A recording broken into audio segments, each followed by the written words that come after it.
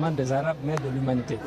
Donc la langue arabe est une culture. Ensuite, c'est à travers cette langue arabe que le message de l'islam, la révélation divine, est révélé au prophète Muhammad sallallahu alayhi wa sallam. Donc, célébrer cette langue, c'est célébrer non seulement la culture, mais aussi la religion, la foi de plus de 2 milliards de musulmans à travers le monde. Parce que ce que nous avons en commun, c'est le Saint-Coran, qui est lu en langue arabe propre. Donc, nous sommes très satisfaits par rapport au contenu des débats parce que ça nous a aidé de retracer un peu l'histoire de la langue. Vraiment, l'avenir de l'Afrique, c'est inquiétant. Et quand il finit d'écouter ces genres de vidéos et de voir des vieilles personnes comme ça, qui devraient changer l'avenir de leurs enfants, ils ont suivi, ils ont vu beaucoup de choses. Et pendant ces vidéos-là, il y a un arabe qui est parmi eux.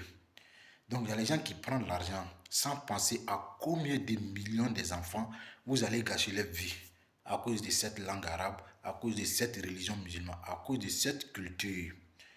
Et tu fais aujourd'hui de prendre une langue du pays. Tu vas voir que les peuples même vont commencer de se bavarder entre eux. Il faut telle langue, il faut telle langue.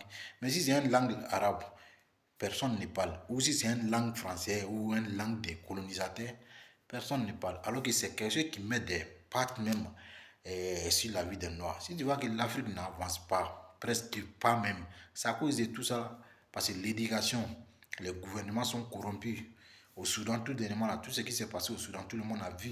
Les frères, les sœurs commencent à s'exterminer entre eux.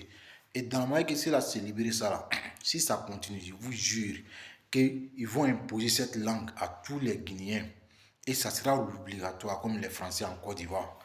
Et celui qui va réfugier, c'est son frère même, c'est-à-dire c'est ses frères même, membres de sa famille même qui vont essayer de la tuer parce qu'il a refusé.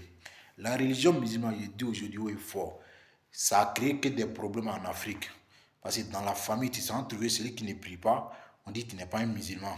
Les frères même, le jour de ton cadavre là, c'est-à-dire le jour de ton funérail, tes parents même ne vont pas mettre pied là-bas. À cause de quoi? Que parce que tu as refusé de prier. Et les Africains, soyons conscients et soyons fiers de nous. Ces genres de situations-là, ça doit être boycotté par des jeunesses. Ils ne devraient pas laisser ces genres de choses continuer, quoi. Parce que quand ils passent, même les immigrés même qui passent dans les pays, on sait comment on les traite là-bas.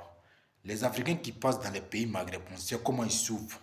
Mais personne ne parle de ça. Et puis aujourd'hui, vous continuez encore de poser ça. C'est pourquoi l'avenir de l'Afrique, si tu vois, depuis plus de 60 ans, beaucoup de pays de l'Afrique ont pris l'aide d'indépendance, plus de 60 ans. Mais pourquoi rien ne change? À cause de cette culture imposée, tous les deux côtés, que ce soit l'Occident